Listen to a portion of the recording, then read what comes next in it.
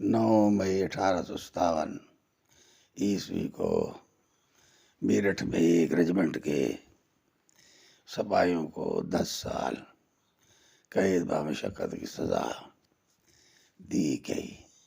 جس طریقے سے یہ حکم سنایا گیا وہ بھی تہذیب سے گرا ہوا تھا۔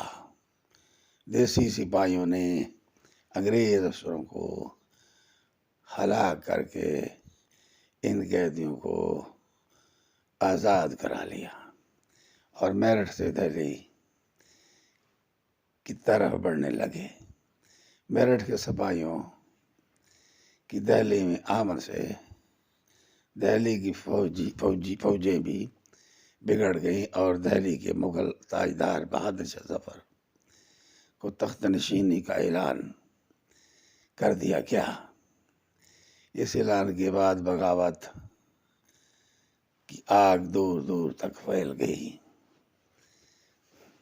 جنرل نکلسن نے انگریز فوجوں کی مدد سے تقریباً 4 مہینے تک دہلی کا محاصرہ کیے رکھا۔ 14 ستمبر کو کشمیری دروازہ توڑ دیا گیا۔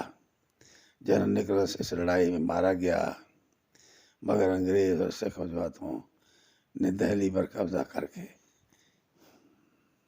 بہادر شاہ ظفر کو گرفتار کر کے رنگون بھیج دیا۔ ان کے 2 بیٹوں اور 1 پوتے کو گولی سے اڑا دیا گیا۔ دہلی پر انگریزوں کا قبضہ ہو جانے سے ہر جگہ جنگ آزادی کی رفتار میں دم ہو گئی۔ مارچ 1858 میں لکھنؤ پر دوبارہ انگریزوں کا قبضہ ہو گیا۔ دہلی، لکھنؤ، کانپور، جھانسی علاوہ چند اور مقامات کے بھی انگریزوں کے تصرف میں آ گئے۔